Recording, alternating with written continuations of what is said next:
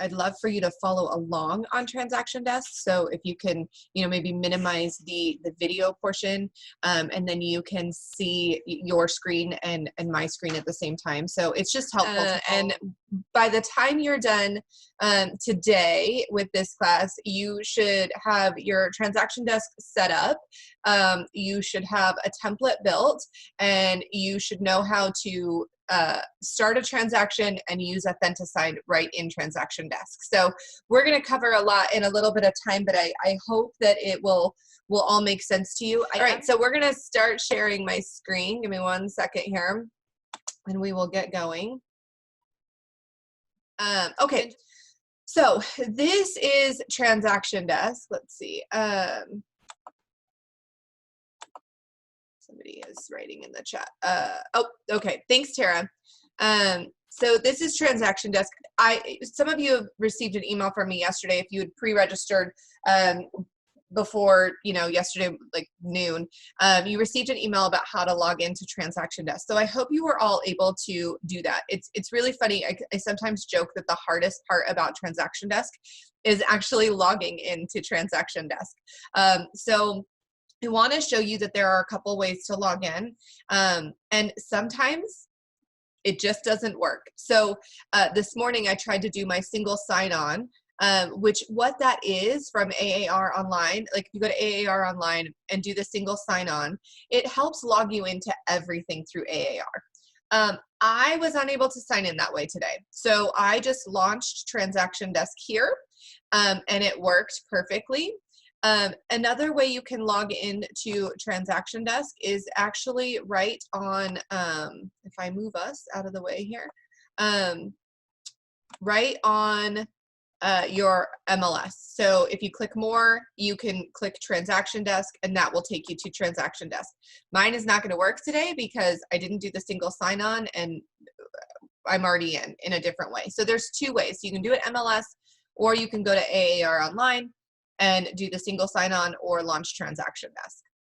So, I've got a few more people joining.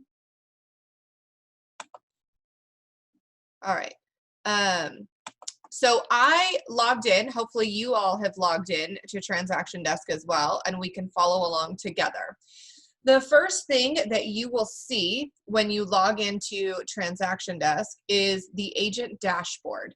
Now, yours may not look like that, like what I'm seeing right here on my screen.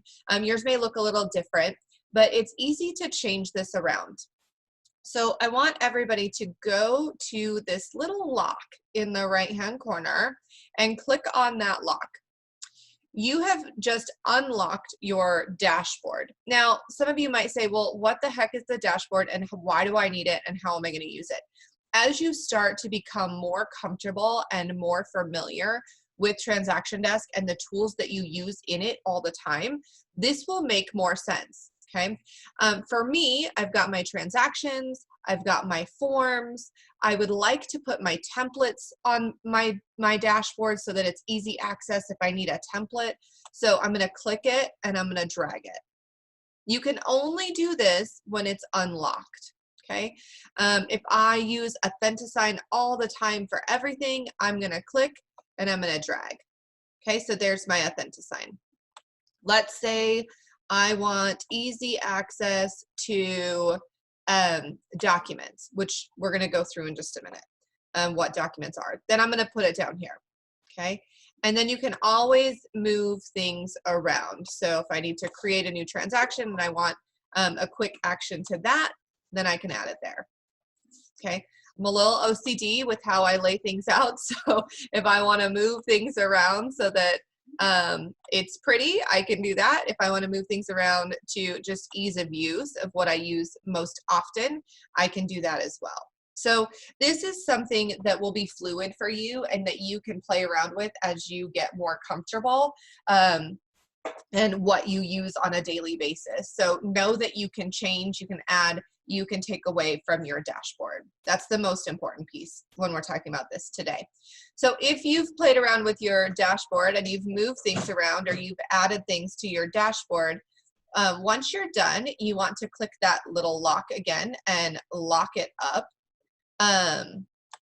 That way it stays. That's your save button. So everything will lock in place and you've got it here. So right now I've got transactions, I've got documents, I've got forms, templates, Authentisign. So everything here that I would normally want to be able to quickly go in and use. Okay, again, this will make much more sense as we go through. And when we finish out the class today, you're gonna be like, oh yeah, I'm gonna add this to my dashboard. Okay. If everyone could click on the left, there's a little house. That's going to be the next thing. So we're going to walk through this whole left-hand side, and I'm going to briefly give you an overview of what these things are, and then we're going to really dive in and start using them. So once we get down to the setup, we're going to set up your transaction desk, and then we'll start using all the tools that they have. But this is just going to be a brief overview. I promise it will all make sense when I'm done. So here is the house. Click on that. This is your actual transaction desk. So some of you are very, very familiar with Zip Forms. This is like when you log into Zip Forms and you see all your transactions sitting there. That's what you're seeing here in Transaction Desk. So these are my transactions. You'll see that some have pictures, some don't. It's one of the things that they're working out with Transaction Desk. Sometimes it populates, sometimes it doesn't. And we'll start a transaction today and you'll see what I'm talking about and how it works. But here are my transactions in Transaction Desk. I could go in and click on any one of these and you'll see all of this again when we create transactions. But this is what it looks like inside my transaction. It's my Transaction Desk dashboard for that specific transaction. It tells me the property, the status, the overview, any forms that I have, any documents that I have, and we'll explain the difference between all of those. So this is what it looks like inside of your transaction. And we'll maneuver through it later. So there's your transaction desk in a nutshell. It's just where all of your transactions are housed. Okay. If you then click on the pen, this is Authentisign. So this is basically e-sign within Transaction Desk. So if the question I get the most when we start digging into Authentisign, which we will at the very end, is can I still use DocuSign? Do I have to use Authentisign? You can still use DocuSign, and I will show you how. I am not a DocuSign user. I am perfectly happy with e-sign that I get for free through AAR, or now I use Authentisign all the time and it's just fine. So we will show you how to use this. This is nice because everything is within one system. So, you know, you get everything signed through Transaction Desk using Authentisign. It all stays within the transaction. It's super nice and simple. So this is Authentisign. You can see the status of your signings, which is really nice. I know DocuSign and eSign have that same thing. I just like the layout of this. So that is Authentisign, and we will go through that. All right, so this is, if you click on the little document looking at the form, right? These are your Instanet forms. So this is the forms from AAR. The forms from Armless, any, you know, we serve forms, right? So these are the forms that you would normally use during a transaction. So if you click on Arizona Association of Realtors, here are your forms, right? So it's all in alphabetical order, just like it was in Zip Forms. You know, your addendums, buyer advisory, coronavirus addendum, counter offers. So if you just need a quick form, you can go in and get the form from here. Okay. So I want you to remember forms are what you would normally use for any transaction that you get from AAR. Okay. They are different than a document. So if you click on the little box that's right underneath the forms, it looks like a banker box.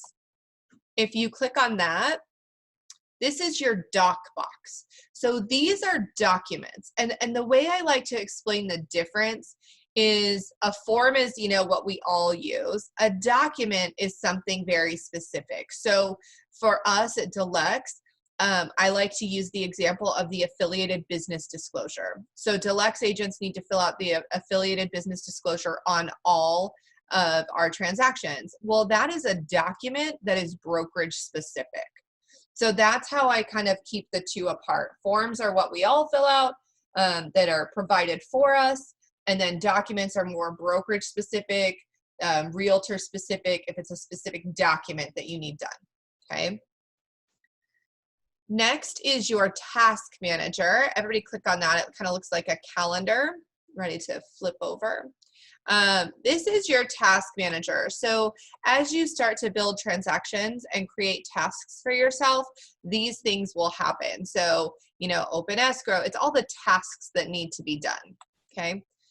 So this will make more sense in a little while. It doesn't make a whole lot of sense when you're looking at it this way, but this is your task manager.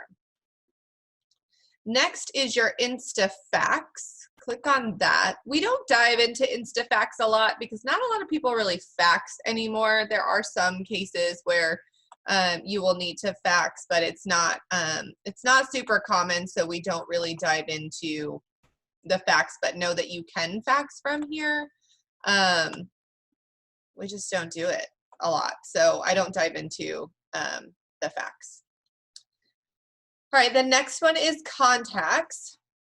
So here are where all of your contacts are stored. So as you're creating contacts within Transaction Desk, they will be housed here, and then you can pull them for future transactions. So if you're in here, you can create, if you want to. You can add a contact from Google if you already have them saved in Google. Right now, they don't have it where you can like import all of your contacts. That's not a feature they have yet. Hopefully that will come at some point, but today as we do this class, that's not an option, but you can import, you can add from Google, or you can create. And then as you're building your transactions, you can save your contacts. So your buyers, your sellers, you can save right into it, and you'll be able to pull it in the future. Okay, this next one is partners. I don't really dive into this. It was a surprise on a class a couple weeks ago. Like all of a sudden it was there. So surprise. It looks like Transaction Desk has partnered with a few companies, eCommission and Updater. If you have those accounts and you want to claim or learn more about it, please feel free to dive in to their partners. It is not something that is necessary to be able to use Transaction Desk, so I don't dive into it. The goal of today's class is just to really get you comfortable with using Transaction Desk for transactions, templates, things like that, and Authentisign. So we're not going to dive into partners, but you're welcome to look at that, and that's where it is. So you can learn more on your own time. Okay, the next one is setup. This is going to be really important, where we're going to start diving in, and you guys are going to actually get some work done. So this is exciting. So everybody click the little cogs, the little wheels over here, and that's your setup. As this is loading, does anybody have any questions of what I've quickly overviewed so far? You are on mute if you do, so just hold down that space bar and speak, and then let up when you're done speaking if you'd like. Okay. All right, so we're going to dive into each of these little areas. We're going to talk about some pieces, and then we're going to dig in. So if everybody would click on preferences at the top, this is an important part of Transaction Desk. So if you click the drop down for user information, everybody click there. I'd like you to go through and make sure, one, that all of this information is correct, and I'll explain why, and two, fill in any missing information that may not be in there. So this information is imported from ADRE. So it automatically pulls first name, last name, middle initial, all of this information. Some of you may see that your agent ID is just a random set of numbers, or your license number is a random set of numbers and not your license number. We don't know why that happens when they first pull things over, but for your personal information, you can actually go in and fix all of this. So your agent ID is your MLS ID, so go ahead and plug that in if it's not in there or if it's incorrect. Same for your license number. And then go ahead and add your phone number, your fax number, your email. If you have a website, go ahead and plug in your website here as well. And then once you are done, you can click update. That is your save button. Okay, so take a second and fill that out.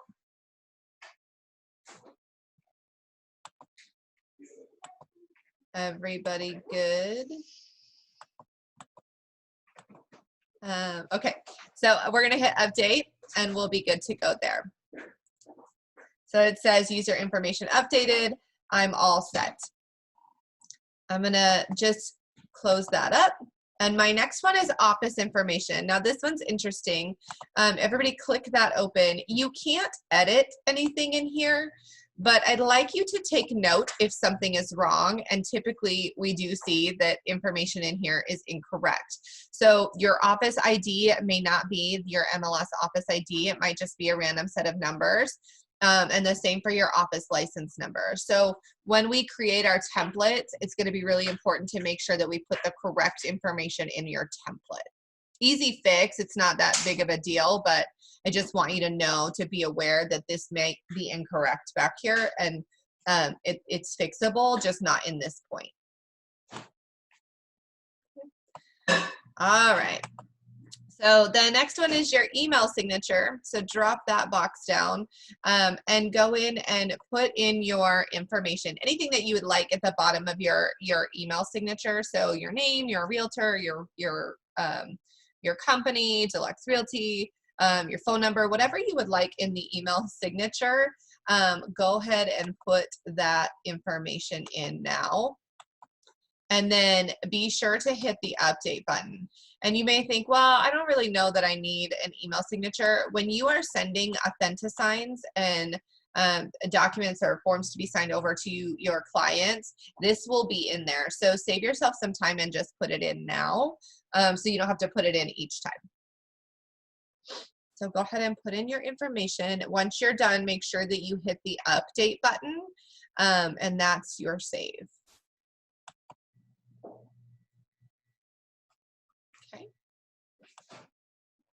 All right, the next up is branding. Go ahead and click on branding. This is where you're going to add your logo and your headshot. So the top one is the fax back cover sheet and email banner. Now you'll notice that I don't have anything in here. And it's by choice. I really don't want an email banner in my emails. One, I believe that it tends to flag you as spam, and I don't like that. And then two, I don't need it for a fax because I don't really fax. So if you would like to put something in here, it gives you the sizing right here, and you can go onto a tool like canva.com. It's free, and you can create a little email banner by plugging in that sizing. But if you're good with not, if you don't want a banner, then, you know, just leave it blank and it's fine. So mine's blank. The next one is your personal photo. So that's your headshot. Go ahead and take a second and upload your headshot now. Again, the goal of today's class is to get you all set up and ready to go. So if you take a minute and upload it, then it's done for you. There's no save button. It's just like adding something, you know, into software. You're fine. There's nothing to save here. Once you upload it, it's there. The same thing, while some of you are uploading your headshot, it's the same thing for our company logo. So you can go ahead and upload the logo if you have it saved to your computer. If you don't have it saved to your computer, you can hop over to Back Agent, and we're going to use this a couple times today, but if you haven't gotten the logo from Back Agent, you can find it under Office. Might take a second to click over, and then Documents.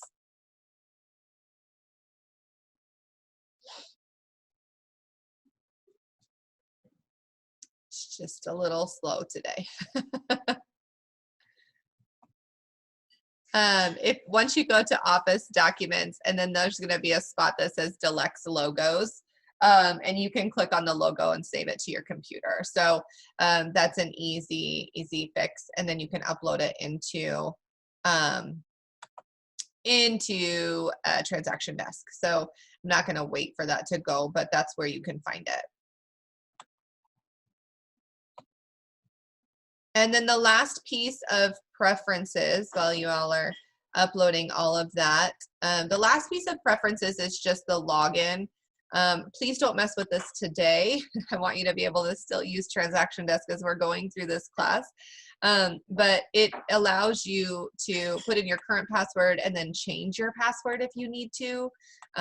You know, sometimes, remember in the beginning, I said the hardest part about Transaction Desk was logging into Transaction Desk. And sometimes we'll need to change a password. You can do that back here, but please don't do it today. But you can go in and add your information. Any questions about the preferences? I think it's pretty straightforward and user-friendly to go through and put in your information.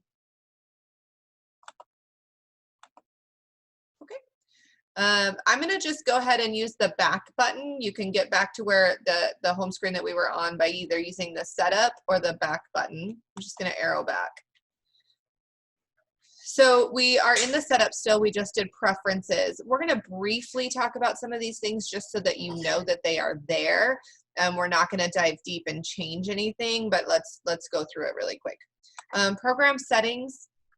These are the settings of what you see, your view, how it's displayed. Same thing for like documents, checklists, things like that. I have not messed with any of this. I don't need to. I like the way that my information is given. I like the way that I view it. So I don't change anything. I wouldn't change anything today either if I were you. As you become more and more and more familiar with Transaction Desk and you're using it every day, if you'd like to change it around, you are more than welcome to go in and play with these. It's just not necessary for today. So I'm just going to click the back arrow. So we went through preferences, program settings. We're going to talk about linked applications for just a second. So Transaction Desk does have an app. However, it is only for Apple users. So you're welcome to go to the Apple store and download the app of Transaction Desk. I don't have an Apple. I'm an Android user, so I don't have the app. And so I can't really give you a lot of information about using the app. But it's there for you if you would like to do that. Okay, I use the back button, the back arrow, and we're gonna go into notifications. This is kind of similar to the program settings. It just talks about the different notifications that you're going to get under tasks. If you want, a notification for, anybody that's assigned or status or things that are past due, you can turn the notifications off if you would like. I don't mind having the notifications, so I just leave them all there, but you're welcome to take them off. Okay. If you just use the back button, we'll go into clauses. So we're gonna talk a little bit about clauses. Some agents use clauses all the time. And so here's where you can kind of create a clause. If you use a clause in your purchase contract or something specific, you can add them here. So if you see, I'm gonna go back just so you know where I was. I was under clauses, I went under personal clauses, and then I click add. And I'm going to do add new clause. Now, this is where I can type my clause. So if you do something like almost every time and you're constantly using clauses in your contracts, this is a great place and a great tool for you to go in and have it there so then you can put it into whatever form you want. Okay, so you can name it and then you type your clause and then save it and it will always be there for you. Okay, I'm going to close out of that. We're just going to go back. We don't have specific office clauses. Some small brokerages may require specific clauses and, and they can put that in for the office, but we're not going to dig into clauses. Okay, so the next one is type management. I don't really go in here at all, to be quite honest with you. It's like the different, for contacts, it's the different types of contacts. If you would like to, if you're like, oh, well, I have a contact that's this and they're not in here, and you want to add a type of contact, you can go in and do that. Again, that's more Transaction Desk 102. Today, we're just getting you all set up and nice and easy. So we're not going to dig into your type management. I'm going to use that back button. Here is the checklist manager. I'm going to talk about checklists for a second. So there's a couple schools of thought when it comes to checklists. When we're talking about checklists, it's like when you are, it's like a buyer checklist or a listing checklist, right? So DeLex provides you with those checklists in Back Agent. You know, this is what's required for a listing. This is what's required for when you represent a buyer. These are the forms, right, that your documents that you need. You can use those, or you can create a checklist in Transaction Desk that it'll be in here for you, and you can apply it to different transactions. So it's really up to you. Some people are like, Jamie, I don't want to waste my time. I know what needs to go into a transaction. I know what, you know, forms I need for a buyer. I don't want to do this checklist. You don't have to, but if you would like to, when you're under checklist, you click add. You can name it. So you can see I've done a buyer checklist. Hit save. And so then you're going to add the item. So this is buyer checklist. If I'd like to put like basic buyer checklist, or if I want to put specifics in there, I can. And then here's where you add the items and the tasks. So a document, and this is what, you know, I need the whatever you buyer advisory. I need the purchase contract, like whatever it is that you need. It's just a reminder of what needs to go into your transaction. I hope that makes sense to everybody. Like, again, you don't have to use this. You're welcome to create checklists. It's however your brain works and how you want to stay organized. Okay, so I'm going to close that. We're not going to save that. I'm going to use my back arrow again, and I'm going to go back, but that's checklist if you'd like. And I'll show you in a template or in a transaction how you can use that checklist manager. But it's there if you want to use it. The next one, we're going to jump over transaction templates because that's where a big portion of our class is going to be spent. There is a teams and sharing where you can add team members to it. So I had a transaction coordinator, and so I added Ruby, and so she can see what I see, and she can go in and edit my documents and manage my transactions for you. So the team share group is a pretty cool feature. Again, Transaction Desk 102, not really 101, but it's super easy to use and set up. So if you need help with that and you're like, hey, Jamie, I want to set up some teams, we can go through it. We'll use that back arrow again. Integrations, we're not going to really dive into any of this stuff, but it does connect with Top Producer. And then moving service integration, I don't know what that is, but because I don't use it. But if you're using Top Producer and you want it integrated, you can do that. They may integrate with other things in the future. There's been conversation that that Transaction Desk will link to programs like Back Agent. So maybe you can upload straight to Back Agent from Transaction Desk. Again, that's not here yet. It's they're working on different things. It's just speculation, but that could come. So that would be nice, right? To upload right from there. All right, so the next one, service providers, agreement support. We're really not going to go in that, but if you need some support, you can always use this or the help button over on the side. I will tell you that AAR kind of manages this, and they have been amazing. Like, I had an issue where I woke up, I taught a Transaction Desk class. The next day I woke up, went in to go do something, and everything was gone. All of my transactions were gone, and it moved me. It said I moved to a different office, and so they gave all of my transactions to a super user. Well, that super user is 80 years old and is not on Transaction Desk. And they didn't even know how to access Transaction Desk. And so I called AAR, and they had it fixed within an hour. And the guy that does that stuff was off that day. So if you have issues, if you're having problems, click the help button, call AAR. I mean, they're super, super helpful when it comes to fixing things on Transaction Desk. So just know that that support is there for you. So that's that. All right, let's go up and let's dig into transaction templates. So everybody click transaction templates.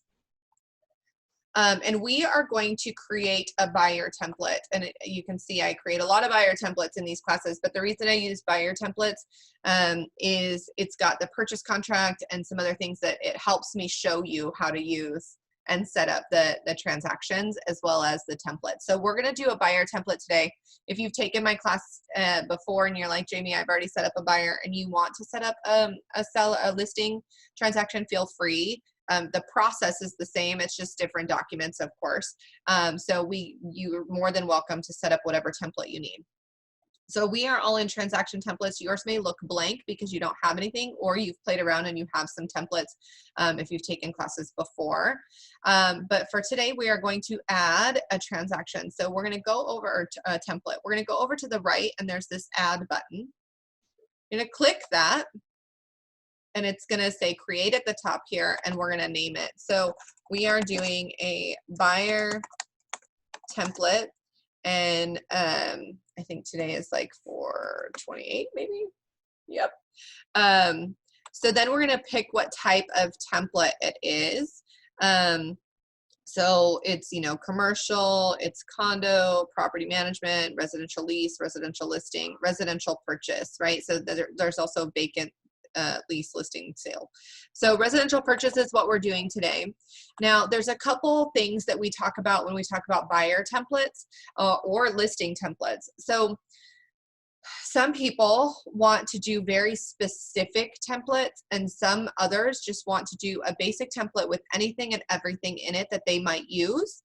And then only pull when we're actually making a transaction what you need. So that's definitely an option, and that's how we're going to do today's template. But if you want very specific, some people are like, well, I want one built before 1978. I want one that is pool. I want one that's this or that, and they want them very, very specific. You're more than welcome to do that. It's however your brain works and whatever works for you. There's no right or wrong when you're building your templates. If you're an agent that has previously used zip forms and you have templates set up in zip forms, just think that way. Like whatever works and however you have your template set up, that's what we're going to do. So today we're doing the basic buyer template. It's a residential purchase. If I'd like to type in a description, I can. And then I just hit save.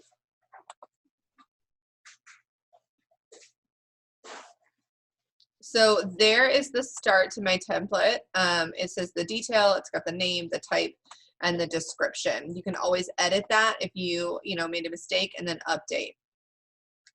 Now, remember we were talking about checklists. So if I wanted to assign a checklist at this point, I could do that. There's nothing attached to it right now. If I created a checklist and I wanted to add it, I could go into the add button and do a basic buyer checklist. If you don't want to do a checklist, you don't have to. So you can leave it just blank and move on. It's really whatever works for you. No right or wrong. Okay. Contacts. If you want to add specific contacts into a transaction template, you can. So if I want to add an existing contact, like so that they're always in my template, I can. Maybe it's always an escrow officer, right? Like, and I'm going to show you how to build that into your template so it's always there as well. But it's just an option you can add right from the contacts, or you can go in and add it in. Okay. So in the very beginning, when we were going through the left-hand side, we talked about documents, right? Do you guys all remember we talked about the difference between a document and a form? The document is brokerage specific, right? So we want to add a document. Now, if you don't have your affiliated business disclosure already saved to your computer, you can go into Back Agent and under Documents again. Here's where those logos were that we were talking about earlier. But if you go under C Forms, you'll see that there's the wire scam. AAR has one as well, but you can use ours if you prefer ours. Those need to go on every transaction along with the affiliated business disclosure. So if I have that there, I just want to download it to my computer. We'll just save it, and there it goes, right? So if I go back to Transaction Desk, we can hit Add in Documents, and I'm going to add a document. And I can just drag and drop because I saved it right here, or I can click and upload. I'm just going to drag and drop for sake of time today. And there it sits. So this is in my buyer template, and it will always pull up in my buyer template so that it's already there for me. So that's the beauty of adding those brokerage specific documents. I could do, if I don't like the AAR wire scam, I could do the same thing with our wire scam and add it into document. Questions about adding a document or anything that I've talked about so far in our template? We're good? Okay. I'm going to keep moving. Okay, so the next one is forms. So this is the forms that we're going to pull from AAR.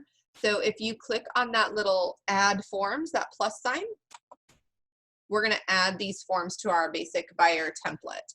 So we're going to go into AAR. And again, these are in alphabetical order. So we're going to start plugging in whatever you would normally put into your template, right? So I'm going to do what I'm going to put in. You guys feel free to put in what you want to put in.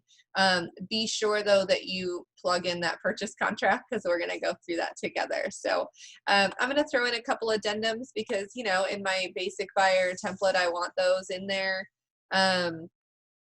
Maybe the buyer advisory, the pre-close walkthrough,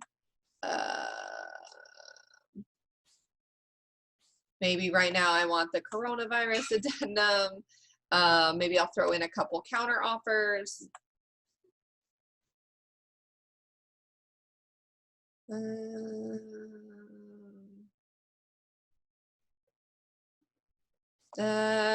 Market conditions if I want. Whatever you would like to add. Agency and disclosure.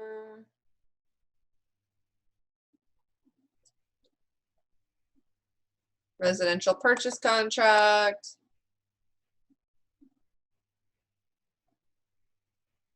Okay, I think I'm good. I've got 10 in there. I'm sure I've probably missed a couple things, but whatever you would like in your normal template, go ahead and plug those in. And you can add them. So click the add button at the top once you are done adding whatever forms you want in your template. Now, I said in the beginning, I'm a little OCD about how things lay out. For me, I don't like my forms in alphabetical order. Can you do the adding a document again? Yes, I will do that in just a second. So I don't like my forms in alphabetical order. I like them like the way my brain works. I want them organized of how I would maybe have my clients sign them. So what shows in here drives me crazy. So maybe I want to move my agency disclosure up to the top. And then maybe I want my buyer advisory. Oh, it didn't stick. There we go. Buyer advisory, agency. Obviously, I don't want my pre-close walkthrough at the top. Like if I want market conditions up there.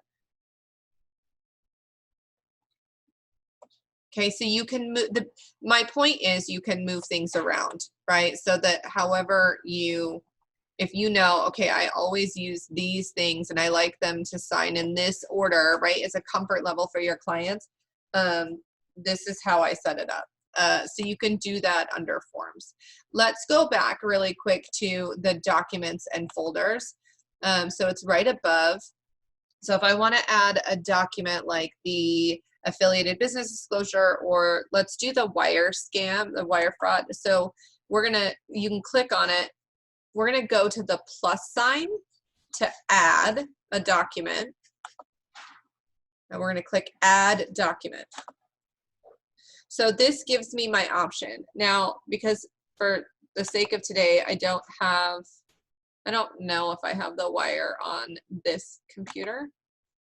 So let's do it. So I went in, we're in back agent, and you go to office, and then I'm under client forms. Here's my wire scam.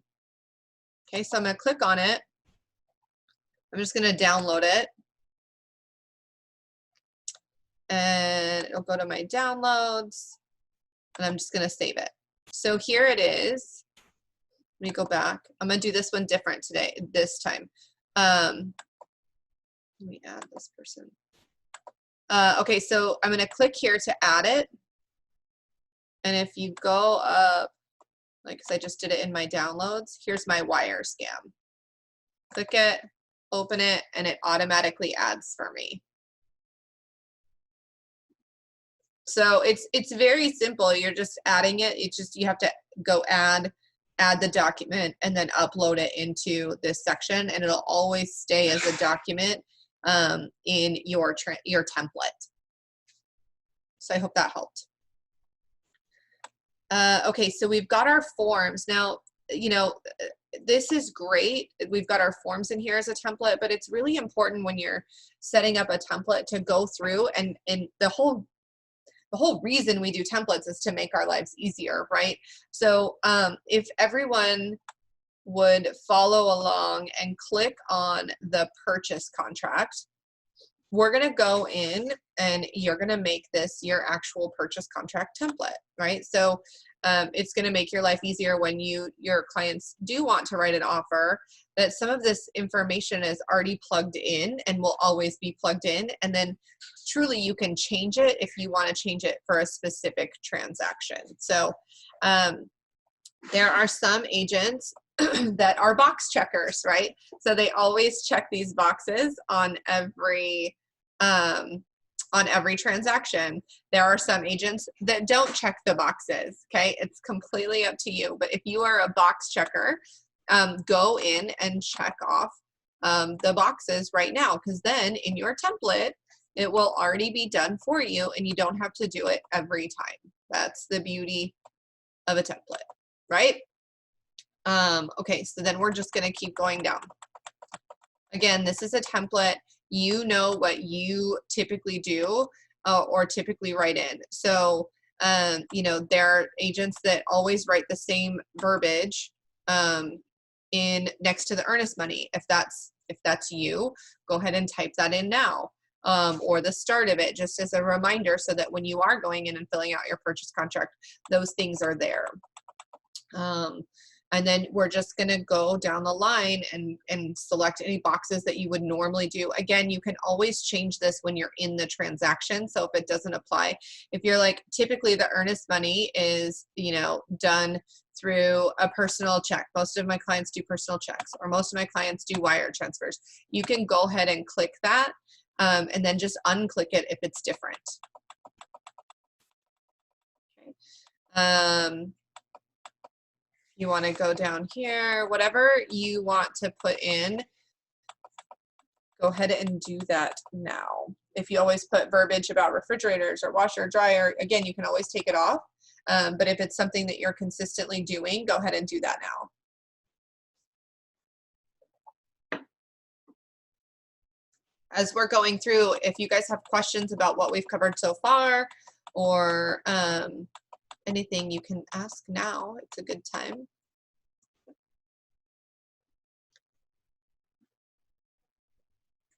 Let's just keep going through.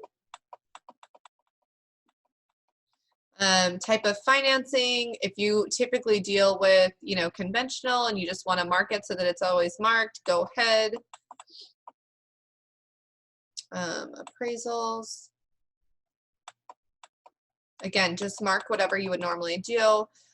Escrow company, if you know, you always submit your offer wanting to use Great American and you want to put in your escrow officer, I can't talk, escrow officer's information now, you can do that. And then again, if it's, you know, on a transaction that they've already said, you know, escrow's already, title's already open with, you know, so-and-so, then you can go in and change this in your transaction, but at least in your template, it's already set up. So maybe it's, you know, Great American title,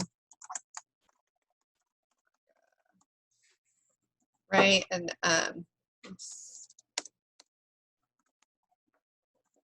then, you know, you can put in their address. She's out of Stapley. She's in Mesa. And then again, it's just like zip forms. Like once you've used information, it'll be there so you can just auto populate, right?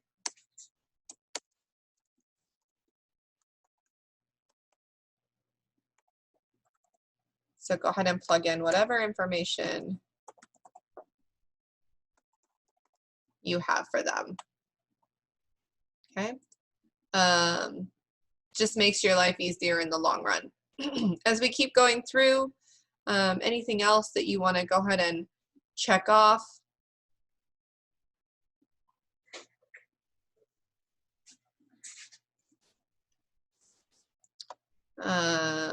Sewer, conventional, whatever you want to do, go ahead and fill out any information right now.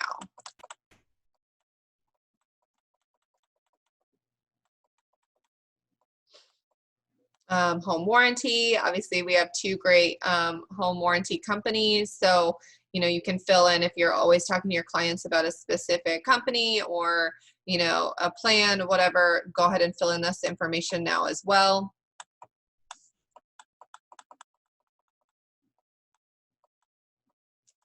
Here's where, you know, you've got your additional terms. If you type something in all the time, go ahead and put that in.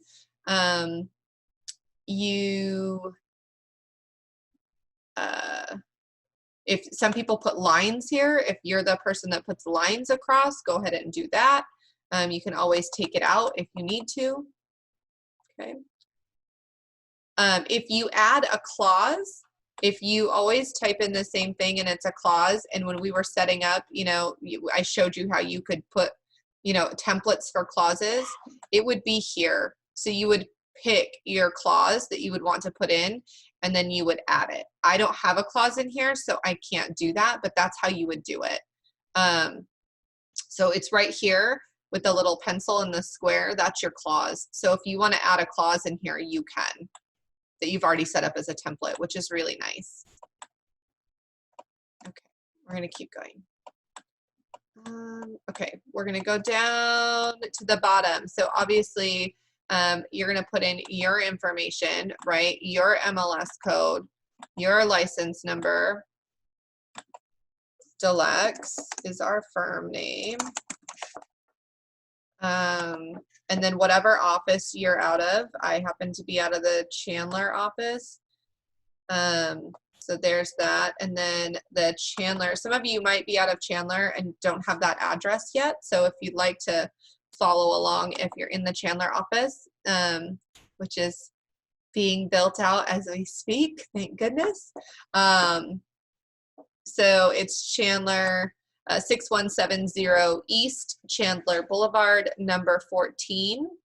And the zip code, let me give you the zip code if you're filling in information along with me, is 85226. So that's Chandler. And it's the LC 649480001. Okay. I'll put my phone number, my preferred fax. That's the fax number for that that Chandler Old Mesa office, Chandler office now. It's the only fax number that we have as a company. So if you want to put it in there, and then we can always get it to you. So 480-756-9966. And then of course your email. Okay. Then I represent the buyer. And then that's it. So if it auto-populated your company information, remember in the very beginning we talked about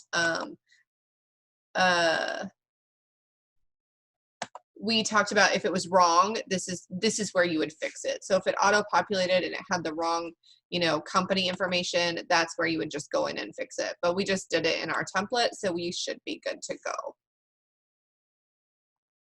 Okay, questions so far about the start of our template? We're looking good. Okay, so if you wanted to maneuver through the template forms, there's a couple ways to do it. So we've populated all this information. You can also click on the house and it would take you to transaction forms. So if you wanted to go in and fill out additional information for our template, you could do this. These are all of the documents that we went into. So if I, let's say, wanted to go fill out information into the agency and disclosure, I just clicked that transaction documents at the top, and then I clicked agency disclosure, and then here it is, right? So if I want to go in for my template and I want to say, represents the buyer, and then I click my buyers, and so this is already set up for me so that when I do start a transaction, I'm good to go. Hey, Jamie, I had a question. Yes.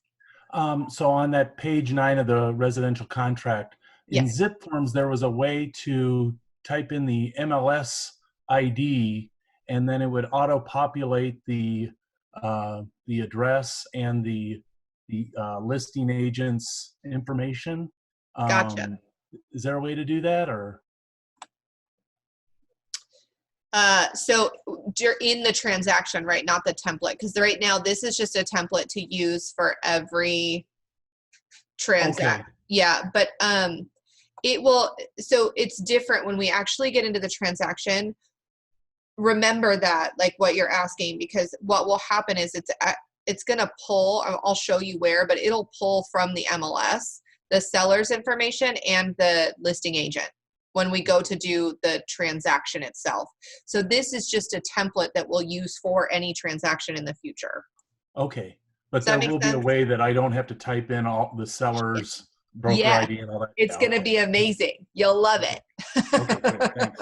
Thanks. And there's some other cool stuff when we start the transaction that you'll see. That's very cool. How to save the template. Great question, Sharon. So here's the thing. It automatically saves for you. I know it's a little crazy because I'm a big fan of hitting the save button. There's no save button at this point when we're creating the template. But the beauty is the software is intuitive, so it's just saved for me. So you'll notice that I went, I'm going to go back to this little house at the top, and that's my transaction forms. It's really not a transaction. That's where it's kind of confusing when you hit that. We're in a template right now. So we're still just creating a template. But you notice a little bit ago, I just was in my agency disclosure, and then I got out of it, right? Because we talked about the purchase contract after. And when I go back in to my agency disclosure, those changes that I made to this in my template already saved, and it just stayed there. So I know it's scary to not hit a save button when we're making these templates, but it saves automatically for you. So I hope that helps. What other questions do you have specifically about creating templates? Because we'll move on and it'll all come together in a minute when we've now created a template, just like we would create a template in zip forms to use on everything going forward. So you would have a buyer template, you'll have a listing template, all of those different templates that you may use in zip forms. Those are the templates that are here for you. So let me show you, since we're talking about templates, I'm going to get out of here. I'm going to go back to setup, right? And this will make, I think this will bring it all together for you. If I click transaction templates, now you should have something in there. So if you just followed along with me and you didn't have any templates in there before, now you'll have these buyer templates, right? So like I just did, today's template is right here, 428. So I just created this buyer template. If I click on it,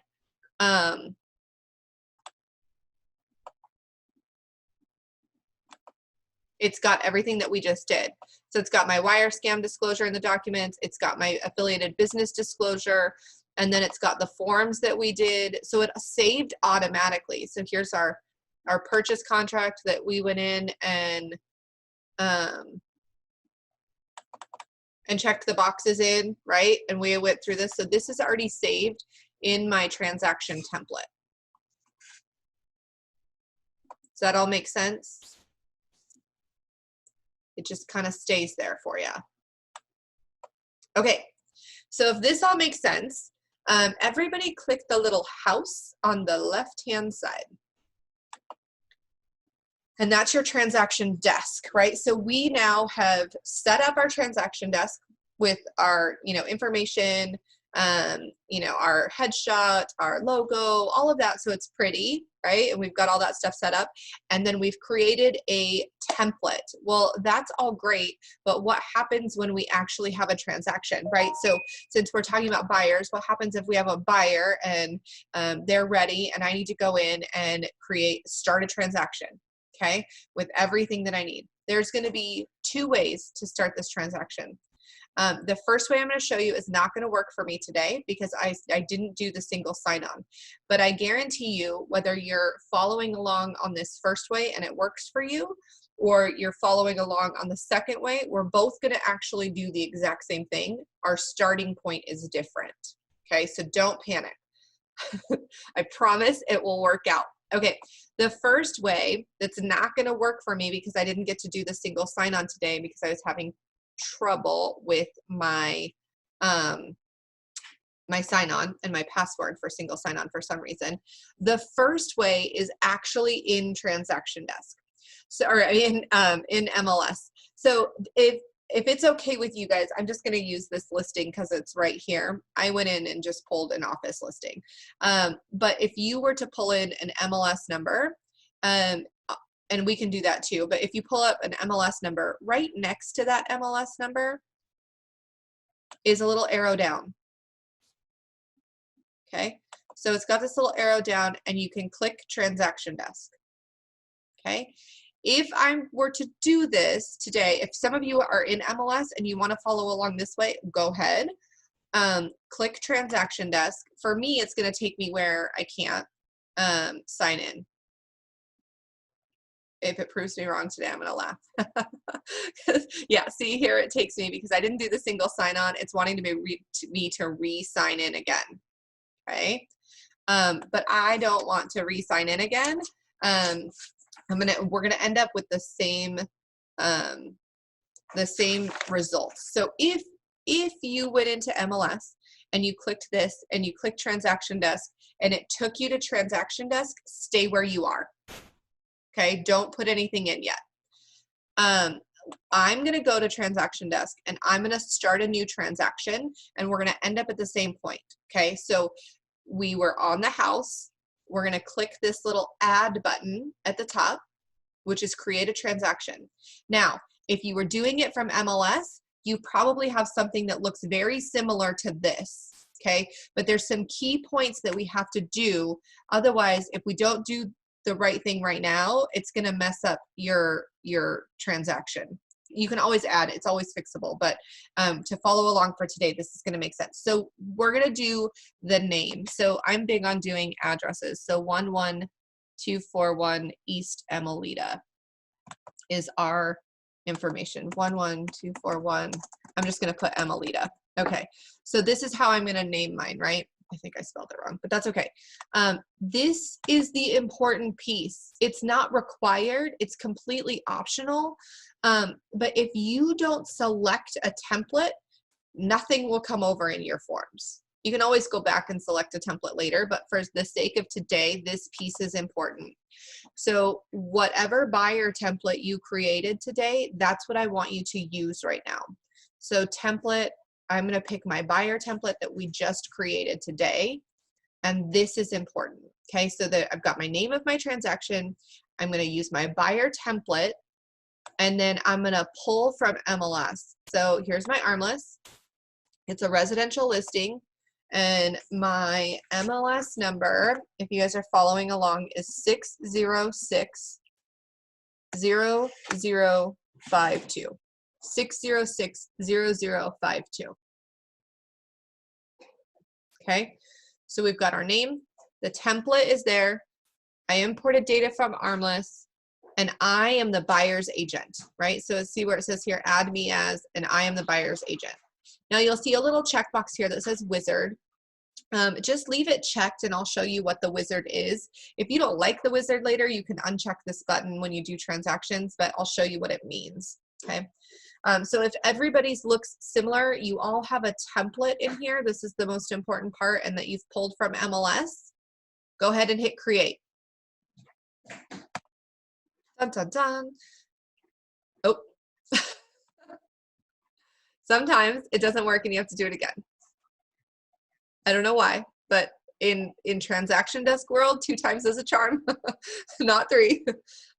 So see here, it pulled all my information. So whether you came from MLS to auto-populate this information, or you did it the way I did it and pulled from MLS within transaction desk, we are all on the same page, okay? And ours will all look the same.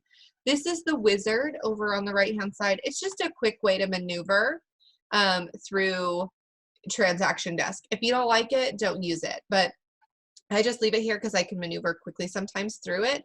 And I don't know, it's just a preference. I never uncheck it. So everything that we have been doing in transaction desk has been from top to bottom. So when you're actually building a transaction and you've pulled from MLS, we're going to move left to right. Okay, so you'll see here, this is the address or the name of the transaction. However you name your transactions, that's fine. The status, so if I were to click this, obviously we just opened it, right? But let's say I was going in. Yes. Excuse me, I'm not in that screen. I don't know. I lost it somehow. What does your screen look like? My screen, it says details, transaction type, add photo, transaction status, and I have to fill out everything like street name and number and all that. Did you put in, when you created a new transaction, did you put in the MLS number that I gave? I think I did. Hold on. Shoot. So just start a new one. So go over to the house. Okay. And then at the top right, it'll say create or the plus sign. You can add a transaction. Okay. And then name your transaction. Type the Emelita, right? Yeah, just Emelita's fine. One Emelita. And then make sure you choose. And then the Yep, choose your template. Oh, and then what do I do on the import data? That's the one That's what you need to do. So you're going to click import data and you're going to choose armless. Okay, and then input the MLS number, right? Yep, 606. 606-0052. Yes. Okay, and then create.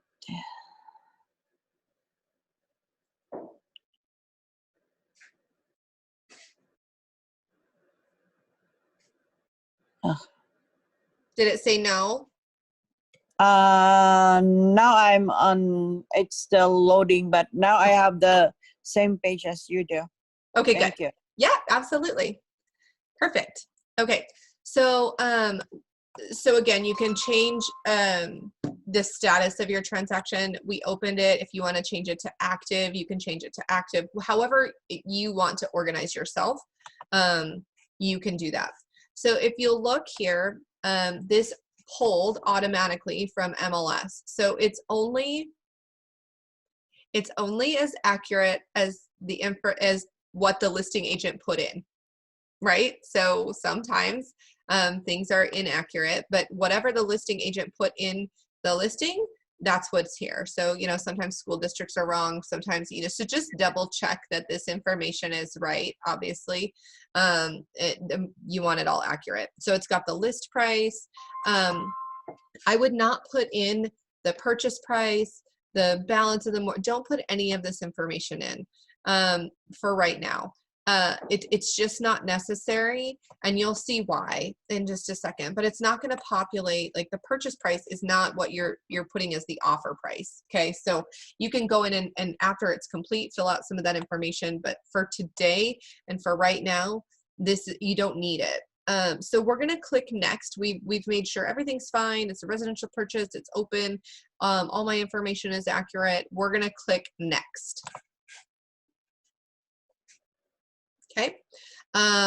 The next up is list dates, expiration date, application date.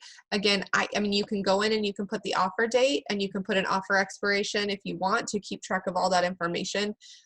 You could fill that out. Okay. Stacy Smithstead and I, when we were doing this, it just didn't populate everything, and it was just easier to go through and fill it out. So we just went next. Okay. Here are your contacts. So this is going to be super important information. And Steve, this is going to answer your question a little bit of where you are talking about, you know, zip forms. If you put in the agent's ID, it pulls, you know, all the information so you don't have to type it in. So this pulls all of the information from MLS already for you and puts them in a contact. So let's walk through this really quick. So this has an escrow company in there. That's fine. I love this as an example. Here's the important information. Do you see here where it says the seller is the client of DeLex Realty? So in your Plano, if it says client of DeLex Realty, if the listing agent put it in that way, that's what's going to populate here. So in this instance where you have this, if you click on client of DeLex Realty, you're going to want to change this information to the actual information of the person. So you're going to go to Monsoon, you're going to look up who the seller is, and you're going to put in their information. For the sake of today's class, our seller is Sally Seller, or whatever you would like your seller to be. So you'll want to change that information in your contact. If you do it here, it's easier because it's going to auto-populate into your purchase contract, right? So you'll also see here, I usually talk about this a little later on, but also here it says, so first name Sally, last name Seller. You can plug in their email address if you have it. You don't have to. You know, legal name Sally Seller. Now, you see where it says preferred signature? This is, let's say your seller is Sally S. Seller, right? And you want to make sure that when they're actually signing the document, we're going to do it for our buyer, right? But I'm just going to use it for Sally right now. You can go ahead and put in the preferred signature and the preferred initials. So then when you're going into Authentisign and asking them to sign it, it automatically does this for you.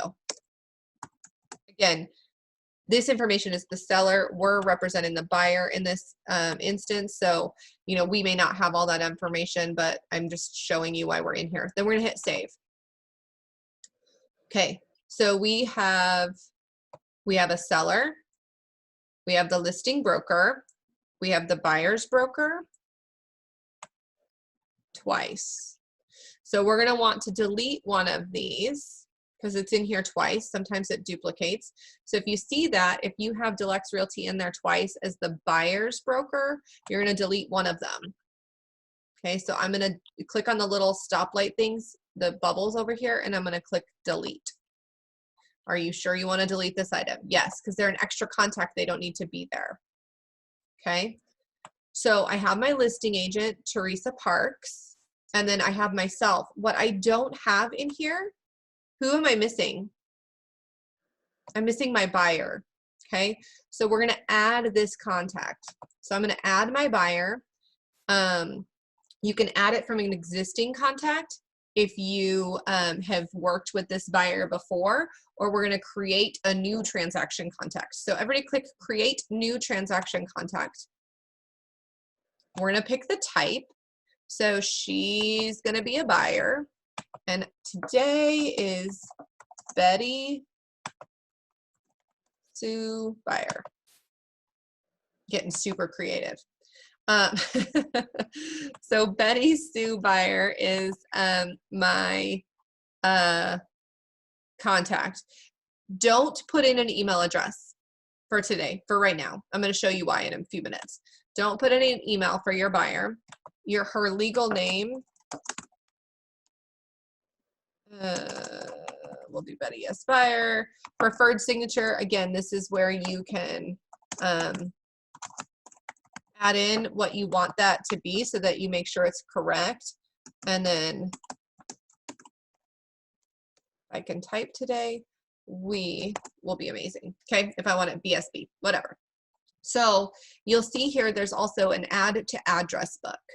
So if that's checked, she's going to automatically go into my contacts so I can use her for future use. And she'll save to my contacts. Okay. So if everybody's got this information filled out, go ahead and click save.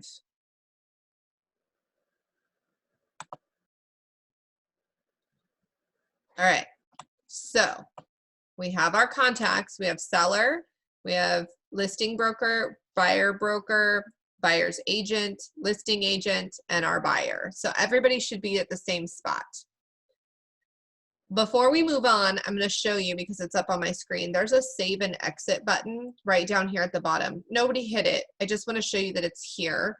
So this is great when you are in the middle of doing a transaction and maybe you have to jump to another transaction, or you have to run out to meet a client or whatever it is. You can use the save and exit button so that you can come back to it. But we're just going to continue working through.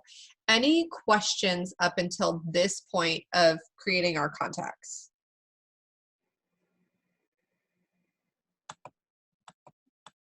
Nope. Okay, we're good. Awesome. All right, so we're going to hit next. So we've got our contacts in, we're going to hit next.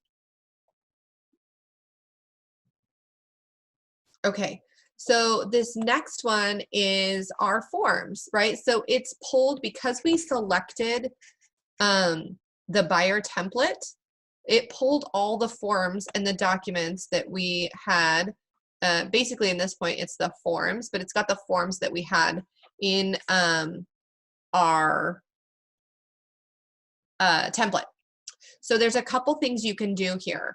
You can go in and actually start working on your offer and putting everything together, or you can just move to, you can add more forms. If you're like, oh shoot, now I need this form and I didn't have it in here, you can add a form at this point. Okay, it just won't be from your template, but you're just adding a form in. So let's go into your purchase contract. Steve, here's the magic. Are you ready? So this is our template, right? Scroll all the way down to the bottom for me really quick because I'm just excited to show you. Oh, because I didn't put Sally Seller's address. It's not in there, but do you see? Why is it not there? Oh, there's Teresa's information. You didn't even have to plug it all in because it pulled from MLS. It's magic. I like the thumbs up. Thank you very much. Okay, go back up to the top, everyone. I just was super excited to answer Steve's question. All right, so here is our purchase contract. So Betty Buyer was put in, right, as our buyer. Sally Seller is there. So it auto-populates, right? It, for some reason, didn't populate our legal description, so you'd have to go in and put that in. Sometimes, again, there's just some glitches sometimes, but you can go in and add that. It must not have pulled. so here is all the information. So you would go in and you could put our purchase price. I don't even know what this is listed for. 242.5. So Teresa gets a full price offer, 242.5 from like, there's like 17 offers today. I think there's like 20 of you on the call. So Teresa gets a ton of offers. Make sure you have a multiple counter in there, right? All right, so you'd go through and fill out obviously any information. For the sake of today's class, we're not going to go through and complete a purchase contract, but I just wanted to show you that things auto-populate as you go through. Okay, you can use the back button and it stays in there. So watch, I used the back button. I just want to show you that everything, wait for it, everything stays. So I just put in that 242.5. It stayed in there. So I know there's no save button at this moment, and so it kind of freaks me out, but it's in there. Trust me, it's in there. So I'm going to use the back button just so that we can go through the rest and you can see it from start to finish. So there's, the buyer advisory, market conditions, all of this stuff is auto-populated with the information that we just put in. So everybody click the next button if you're done in your purchase contract. And that's it. So here are our documents as well. So remember, we added the information, but one, like the wire scam and the affiliated business disclosure, but you'll notice in the documents, there's extra documents here. How cool is this? So it pulls over from MLS. So the listing agent, Teresa Parks, did her job, and she put in MLS the HOA addendum and the SPUDs. So they're all right here in documents for you. Okay, so that's pretty cool. So we have officially started our transaction. So I want everybody to hit the done button.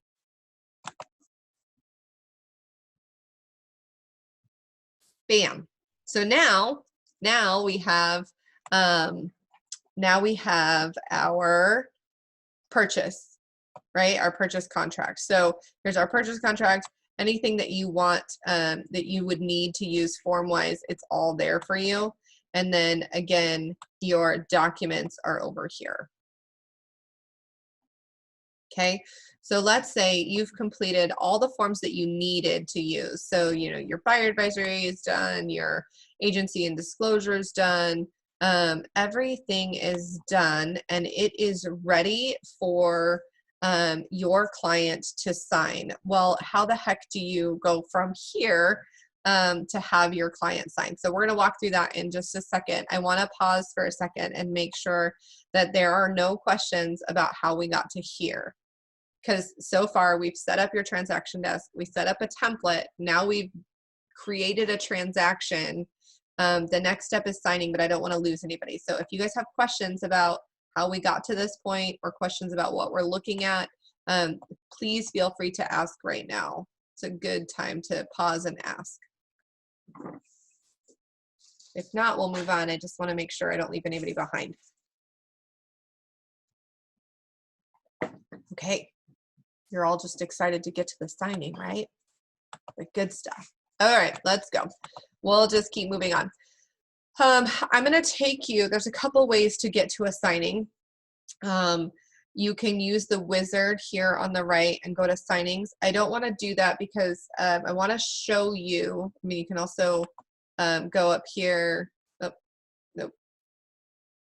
Oh, okay. You can use signings here, but I want to show you how to start a signing so that even if it's just a regular, like one form, you can start a signing without doing a transaction. So everybody go over to the pen on the left. And that's your Authentisign.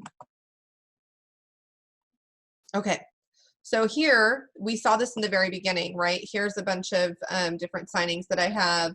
It shows approved, it shows this one's in Wizard, so it's still, in process. I'm still working on that one. It'll say waiting, so this is the status of your signings. So we're going to click the top right and click add. So we're going to create a new signing. Okay. We're going to name this signing. I'm just going to say Emelita purchase contract. Okay. Whatever you want to name this specific signing for your clients and to keep track of so that you know what it is. Now, you'll see here that the transaction is optional. Well, for the sake of today's class, we want to sign the transaction, the purchase contract that we just did. So we're going to select a transaction. If you wanted to start a signing and just add a form or something and have it as an individual signing, you don't have to select a transaction. So for the sake of today, we're going to do Emelita right here. And we're going to hit save.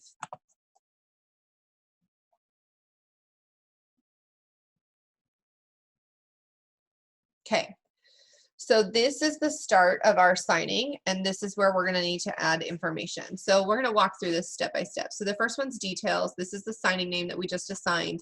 This is the participant order. So if you want, if there's multiple signers and you want them to sign in an order, you would say sign in line. Okay, if you've got multiple signers and it doesn't matter, then you would do this first come first serve. Okay, simulate. If you click advanced options, there's a couple things that I like about advanced options.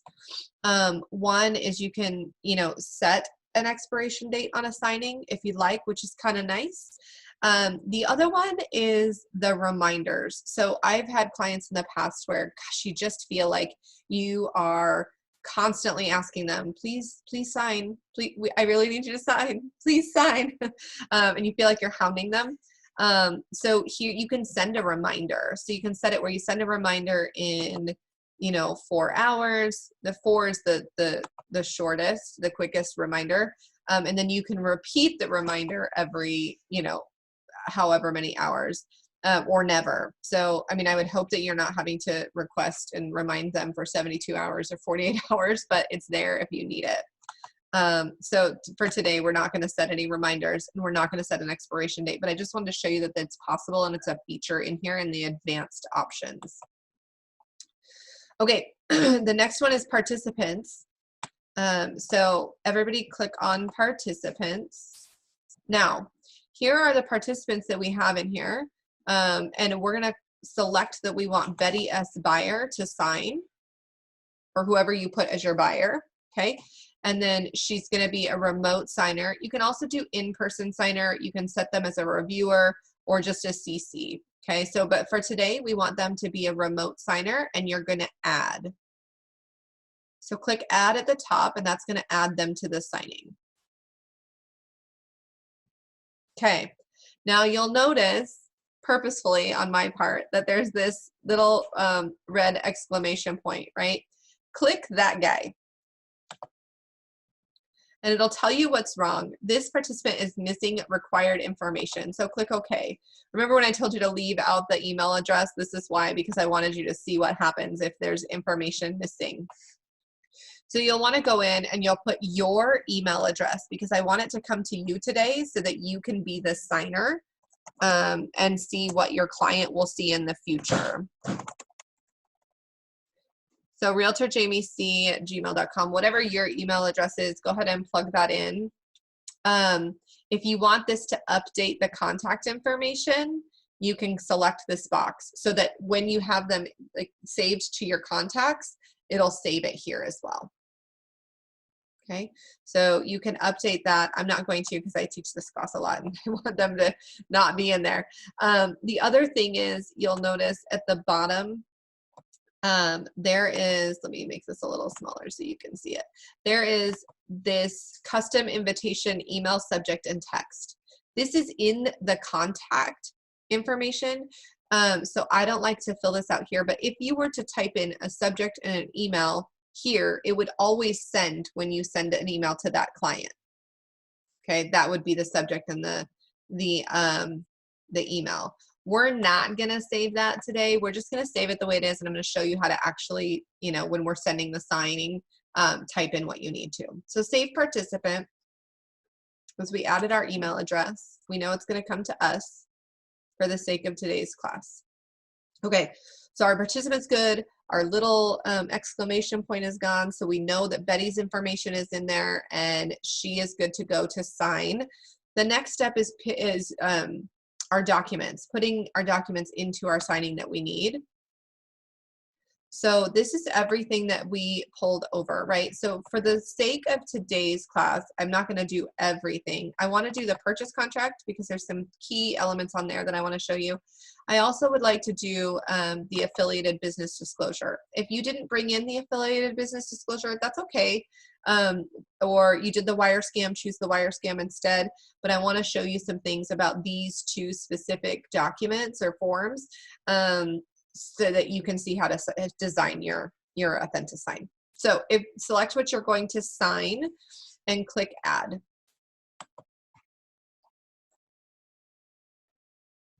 Okay, so these two things are, you know, what I'm gonna do.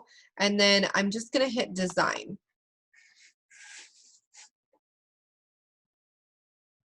And this is just gonna pull the form and the document that we selected. And it's going to allow us to design our signing. Now, on the forms, it's automatically going to populate, just like it would in like eSign or DocuSign. It automatically populates what we need. Move this down here. Okay, so remember, like we selected these X's already because I was one that, you know, checked all those off. And we went through, I'm just showing you really quickly. You know, this is everything that we filled out, right? Now, this drag and drop is going to be our key for today. So some of it's already populated, but we might want to add information. So there are some agents that say, you know what, Jamie, I like my clients to sign the bottom of the first page. Well, that's not auto-populated because that's not a normal signature place, right? So these tools under drag and drop are where this is going to be helpful for you. So I want you to remember that red is required. Okay, red is required and green is optional. So if you click here, you see this sign here, it's red. This is a drag and drop signature that's required. So if you're requiring your client to sign the bottom of the first page, you're gonna click on it and you're gonna drag it to where you want it to go. Okay, so there's Betty S. Buyer. So if you want her to sign the bottom of the first page and it's required by you, then you do red. Now, if it's an optional signature, you're going to click the green one. Same process. That one's optional. So she can choose to do it or not. Now, let's say you're like, I don't want that there. You'll see here that there's a little delete button. You just delete it. Okay. Let's say. Where's that one? Sorry. No, you're fine. Where's this one at? Where's what? This screen. So we are in the signing and we picked the documents that we're going to sign. Right. Right. What screen do you have? I have I'm still in the design. That's what we're in, is design. Right, but okay. So where's this one that you were talking about? How to drag and drop on the right hand side. Okay. If you click it, it opens and you'll see these Oh, okay, okay. Yeah, perfect. Thank you. Yeah, of course. So sign here, you know, the red is required. If you want X's, you can add X's. So if you didn't check them and you want these X's to be there, you know, Betty can go through and X them. Again, the red is required. So you can, the blue is optional. So this is an optional X if she you know, chooses to mark them off. Okay. This is the date. So you can add the date, which we're going to do in a minute. Signer name. This is a print. And then printed initials. So if the bottom of pages. If you, for some reason, want your signer to add text, like type something in, you can add a text box. You can't type in here, but they can. Okay, so they, if for some reason you want them to be able to type something in, you can do that here. Now, the next one, and we'll go through the rest of the documents and the forms in just a second, but I just want to show you the tools that are in here. So here's the markup. I just walked through with an agent who doesn't have like a PDF editor the other day, and she needed to respond to a Binzer. So we put, the Binzer was in Transaction Desk. We started assigning, and then she wanted to just type in what she needed to for her client and then send it over and have them sign. So if that's the case, we used this text box. So I just click where I want it, and then I can type in what I want to, and I'll leave it there. So you can edit, you know, and add a line if you need to. So that's kind of cool. Also, let me show you really quick because I was messing around in here. If you see this little setting button, all of these had settings, but you can change the font, you can change the font size, you can make it bold.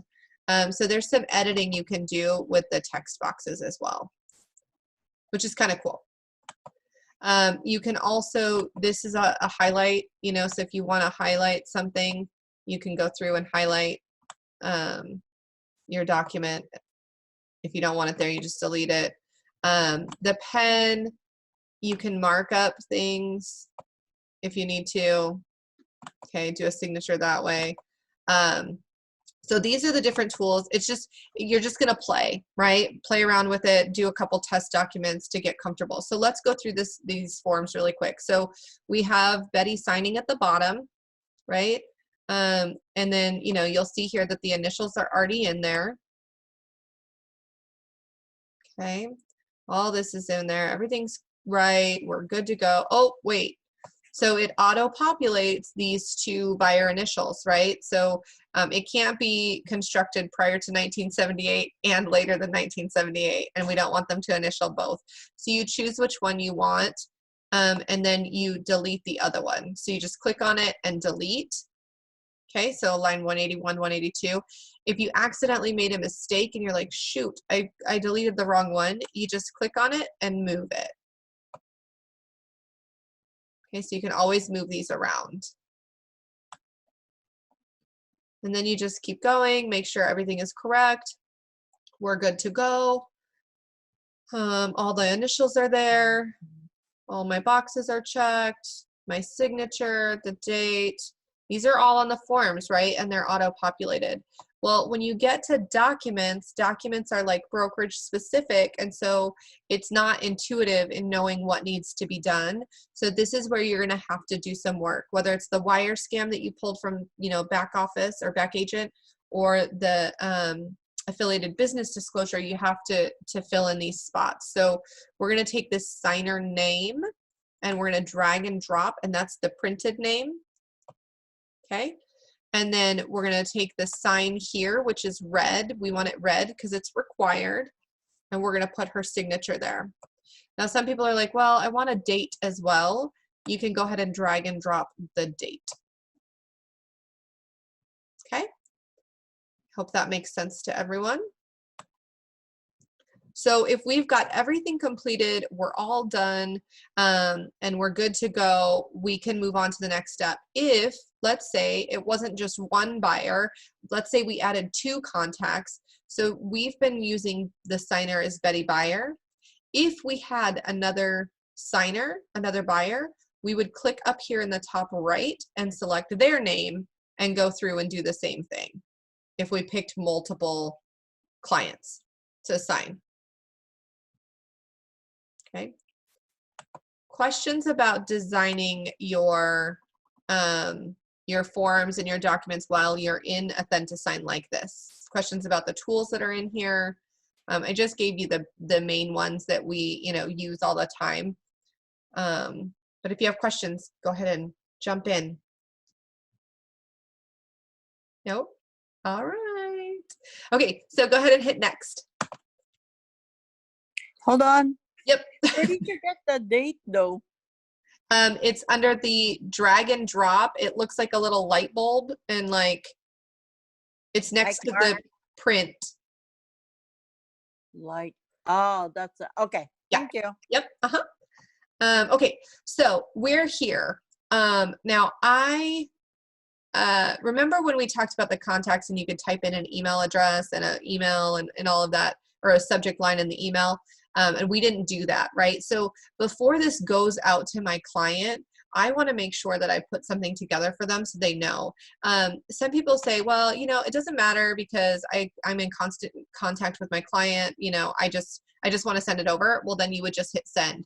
But I like to make sure that I have an email in there, like a message, right, to my buyer. They're about to sign their purchase contract. So I want to make sure that I go in. So I click on the customize the email, and then I'm going to go ahead and put in whatever you want in your subject line, right? Like I'm just making it up. Let's do, please sign. Okay, and then I might say, hi Betty, you know, whatever you want to say. I'm just going to say please sign for today, but you know, type your message to them. And then I want you to see how your signature and your headshot and all of that come up when you receive your email. So I've typed in what I want, I save it. It's only going to be for this signing, right? And then I send the invitation. And I click OK. Questions up to this point? No. Okay. So here's my signing. It's in progress is the status, right? So I'm in a transaction. It shows my signing is in status or in progress. Now go to your email. If you've put in your email address, excuse me, that it will pop up. It just takes a second sometimes.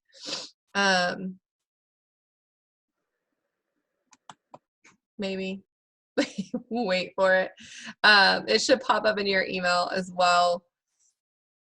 Oh, there it is. So here's my purchase contract, Emelita, please sign, right? Because that's what I put in my subject line. Okay, if you scroll down, there it is, right? So I had put in, you know, DeLex Realty, my phone number, all this, and there's my headshot. So it's all at the bottom of the email. So it's all populated for you. So if you did your settings correctly, this will automatically come up. So Betty has the option to start signing. Okay, so click start signing.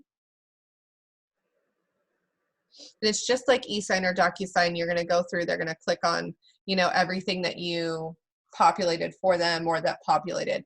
They have an option to change their signature, select their font style. I'm just going to say, well, we're good with it today. We're going to hit accept. Okay, so now here's our process. So I'm going to start it. I'm just going to go through and click and sign.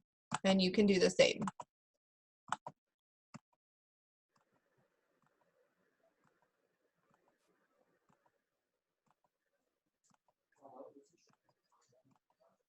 All right.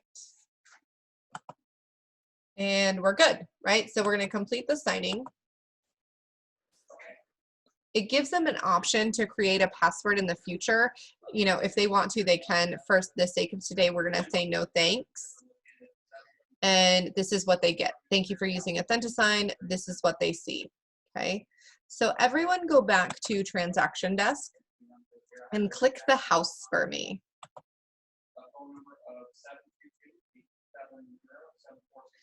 Now go into our transaction, Emelita, and I want to show you a few things. So a couple things. If you look now in the documents section, here's the certificate, right, that our signing is done, and it's saved as a PDF. And then now our residential purchase contract is a PDF. Our SPUDS was already there, right, because it auto-populated. But all of our information, here's our affiliated business disclosure is a signed PDF now. So once it's signed, once it's something that is actually signed and done, it's moved over into your documents. Okay, now there's always the big question, okay, great, Jamie, now everything is in Transaction Desk and it's signed. Now, what do I do? Like, how do I get it over to back agent? How do I start my transaction, you know, in back agent, how do I get these documents? What do I need to do? There's a couple ways. If you want to do it individually, you can go to residential purchase contract, and you see it here. So I can print, I can download it to my computer. If I have another signing, I can send it off to get signed. I can mark it up. I can slice it up. I can, I can upload it to the cloud. So there's a lot of different things that I can do here, okay? If you want to download it to your computer and then start a transaction in Back Agent, you can do it that way. I like to do it this way because if you're familiar with Back Agent or any, transaction management tool, you can typically upload all of your documents and then split it out as you need it. So if you go to documents right here at the bottom, you see all of these documents, and then you can select what you need. So I want the I want this affiliated business disclosure. You see it's locked. That means it's done. And then my purchase contract as well. So I'm going to take these. And I clicked on the basket. I'll show you once again. So I selected what I want and I click on the basket. And then here's my options for these together. So I can merge, I can copy to the cloud, I can download as a zip. I like to, or you can print it, you can email it over. But I like to download my zip so that it stays together, and then I can take it over and upload it to Back Agent. I hope that makes sense to everyone. So you can do it individually, or you can select multiple documents and download it as a zip form. So that should make your life easy. And then you can just save that zip form to your computer. It's downloaded here, and then I would go in. Then you can also go to Authentisign, and you can see that it's approved, but it's right there in your transaction. So that's the beauty, is it's all right there, and then you can move it over to Back Agent after you're done. What questions? I mean, that's it. So we've gone through the setup, we've gone through a template, we've gone through a transaction, we have signed our transaction, and then now we've learned how to take those documents and put them, so that you'll have them to put in Back Agent. What questions do you guys have for me about, any of the things that we've talked about so far? Jamie, like for example, if you want to fix the document that you already have sent and has already been signed, do I need to redo another document for what I fixed and then resend it, or I can just fix it while it's already been signed? I cannot do that, right? You can't do that. Once a client has signed it, right, you can't just fix it for them and be done. They have to redo it. So if I were you, I would go into, like, let's say you made a mistake on the purchase contract, you would go into the purchase contract and you make your edits that you need, and then resend it over for them to re-sign, because you can't just fix something that they already signed. Okay. Yeah. Gotcha. But What other questions? I have to call you later because I got lost on the document stuff, but I'll call you later. Okay. I'm in back-to-back meetings today, but yeah, give me a call and I will. And if I don't answer, I will call you back. Yeah, that's okay. I'll text you first. Okay, perfect. Thank you. What other questions do you guys have? Any questions about what we went through? I think, honestly, the biggest thing that about Transaction Desk is really just getting familiar with it. You can't break it, right? So the beauty of it being intuitive software is everything is fixable and you're not going to break anything. So the more you get in and do test transactions and do templates and, create different things, you can always delete them, right? So let's say, you know, I was playing around and I did this Appaloosa was just a test for me. And I wanted to delete it. I clicked on it and I can go here to the little stoplights, right? And I can delete the transaction. So nothing is permanent. Nothing has to stay. You can delete templates. You can apply template. I mean, you can just play. And the more you get comfortable using Transaction Desk, the easier it is. I've had people that started Transaction Desk when they first rolled it out in the beginning with me, where there were so many glitches and so many kinks, and people are like, oh, I don't know if I really want to use it. And now they've just played around, and Transaction Desk has gotten better itself. And then, they've gotten more comfortable, and it's really easy to use, and they don't go back to zip forms. So it's really more about just getting familiar and comfortable and walking through it. And then if you have questions, of course, feel free to reach out. Stacy and Slava know Back Agent like the back of their hand, and Transaction Desk, it's the same. If you call me, I can usually walk you through without having to jump on. And if there is a case where we do have to jump on and I need to see your screen, it's easy to do. We can just jump on a Zoom. You can show me your screen and I can help you through it. So lots of support, lots of ways that we can assist you in getting you up and running and familiar with Back Agent. I did record this call, this Zoom, so I will send it out to you later today. It'll take just a little bit to download, and then I'll send it over as a link so that you can use it as reference as well and walk through it. If you're like, oh shoot, how do I create that template? It's there for you. So you'll be able to walk through and see this call again. So if you guys don't have any questions, it is, oh, hang on, there might be a question here. Oh yeah, you are so welcome. Thank you so much. If you guys don't have any other questions, it's 11:57. Look at that. We'll end a couple minutes early, but if you do, just pop on and ask a question. You're more than welcome. But other than that, you guys have a great day. I hope you found it helpful, and feel free to reach out anytime. Thank you, Jamie. Thank you so much. Okay. Thank you, Jamie. Thank you. It's good to see you all. All right.